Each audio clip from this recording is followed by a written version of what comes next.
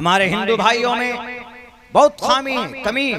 अभी जैसे हम लोग वक्फ का मामला लेकर सड़कों पर है, चूंकि शरीयत में है, वक्फ का ताल्लुक अल्लाह के नबी की जीवन से है।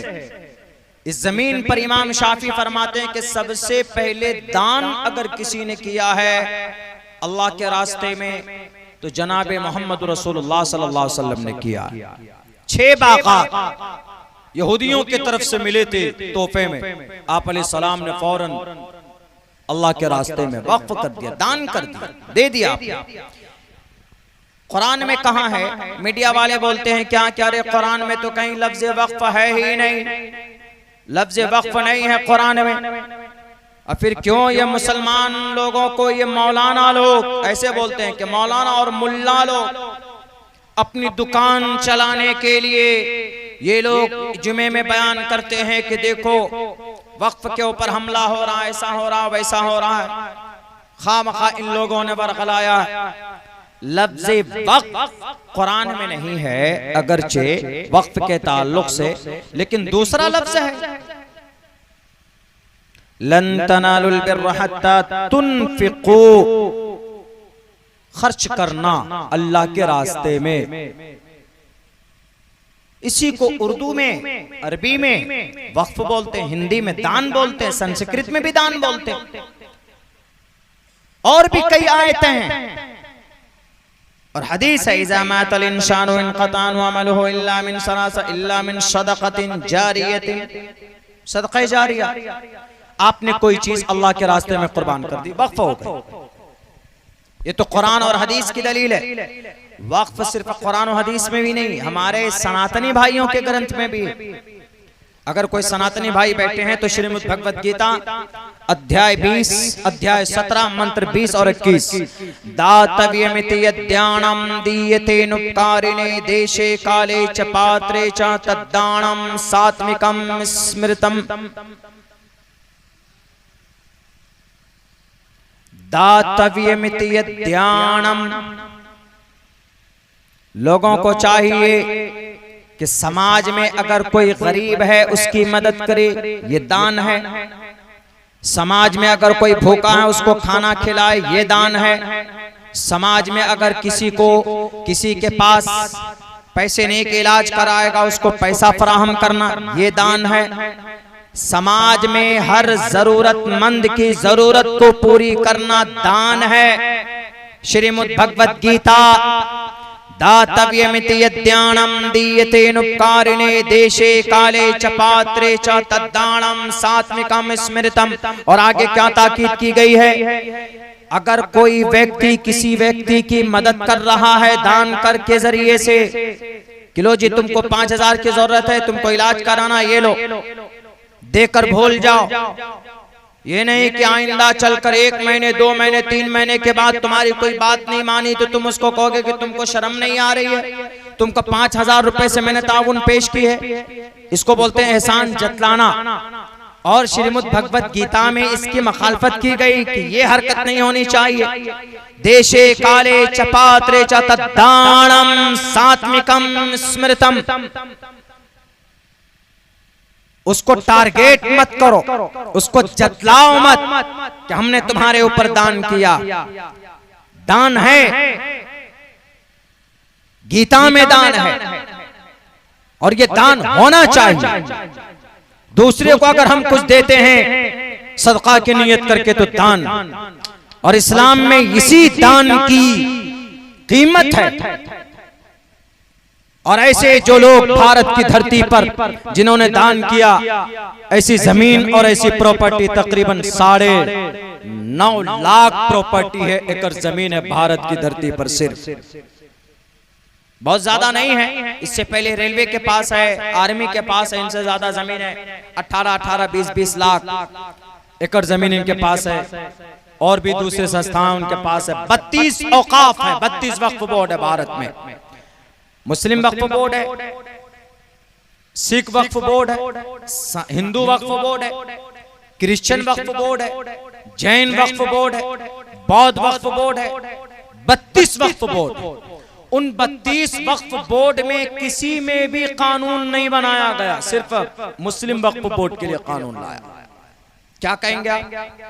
इसीलिए और फिर ये भारत के संविधान का आर्टिकल नंबर 26 का खिलाफ है, चूंकि जिसमें कहा गया है freedom to manage religious affairs. ये जो माइनॉरिटी का आदमी है, जो मुसलमान है, इनको अधिकार है कि ये दान करें, खर्च करें अपने लोगों पर, और उसको लोगों के रिफाई काम के लिए खर्च करेंगे, लेन देन करेंगे, कौन दान दे रहा, कौन क्या कर रहा है, ये इनका ये फंडामेंटल राइट है, ये इनका अधिकार। अब जो कानून बना है इसी अधिकार को लूटने की बात कही गई है। इसीलिए देश के आर्टिकल नंबर 26 के खिलाफ हमारे हिंदू भाइयों, अगर मुसलमान सड़कों पर है तो ये सिर्फ वक्फ की प्रॉपर्टी को बचाने के लिए नहीं, बल्कि ये देश के संविधान को बचाने के लिए भी है, देश के संविधान को बचाने के लिए। और हम मुसलमान वही हैं जो संविधान से भी मोहब्बत करते हैं और अपने कुरान से और अपनी शरीयत से भी मोहब्बत करते हैं। अल्हम्दुलिल्लाह आज मुसलमान कुछ बेअमल जरूर है, लेकिन मुसलमान शरीयत को अपनी जान से ज्यादा जरूरी समझता। मुसलमान इस बात को जानता है कि शरीयत की वजह से अल्लाह ने उनको पैदा किया। शरीयत हमसे नहीं है, बल्कि हम सब एक एक मुसलमान शरीयत से है। अल्लाह तबारक व तआला ने कुरान करीम में बताया है कि इस धरती के ऊपर अल्लाह ने इंसान और जिन्नात को इबादत के लिए पैदा किया।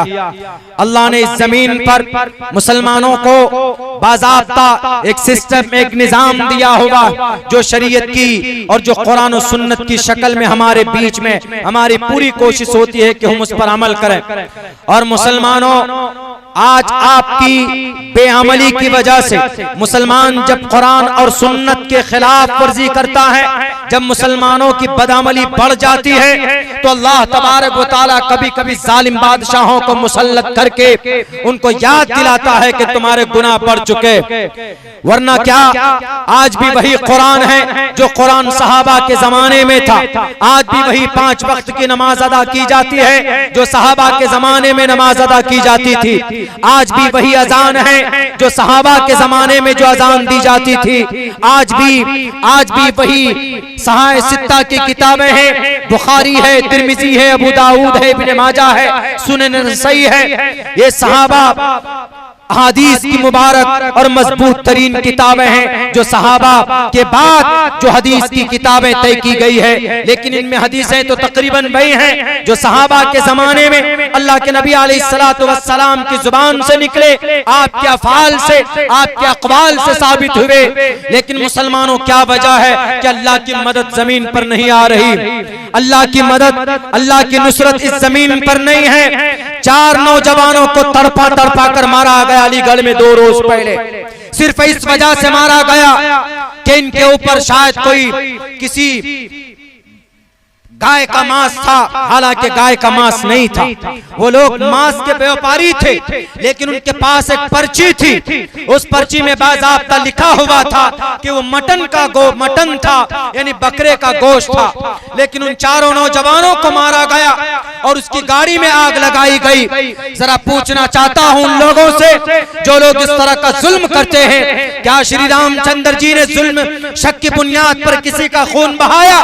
क्या श्री कृष्ण जी ने शक की बुनियाद पर किसी की गाड़ी जलाई? और श्री कृष्ण जी ने आया था तो कौरवों के नाक में नकेल डाल दिया था। जो जालिम श्री रामचंद्र जी आए तो इस जमीन के ऊपर जुल्म करने वाला रावण के नाक में नकेल डाला था। और दुर्गे माता आई, राक्षस दुर्गम का सर्वनाश किया था। और अंधकासुर का नाश करने वाला काली माँ थी जो इस जमीन के ऊपर अमन और शांति जिन्होंने बहाल किया था। और आज आप इस जमीन के ऊपर सिर्फ शक की बुनियाद पर लोगों को मार देते हैं। 4 नौजवानों के जिस्म को दागा गया, जायज नहीं है किसी निहत्थों के ऊपर जुल्म ज़्यादती करना। हाँ, जो राक्षस हो मारिए उसको, जो राक्षस, जो देश का देशद्रोही, जो इस देश का आतंकवाद, मारो उसको। तुवम तुर्यतरुष्यतः, शत्रु को मारो। लेकिन शत्रु कौन है? यहाँ तो शत्रु हिंदू मुसलमानों को समझ बैठा। मुसलमान हिंदू को, हिंदू मुस्लिम को अगर समझता है शत्रु यानी दुश्मन, तो गलत है। भारत में कोई एक दूसरे का दुश्मन नहीं है, सब भाई और भाई। शत्रु वो होता है, शत्रु कभी कभी भाई बन जाता है। अगर भाई आपका मर्डर कर रहा तो भाई शत्रु। कोई डाकू आपका मर्डर कर रहा है तो डाकू शत्रु। तो इसीलिए इस तरह की हरकतें न की जाए।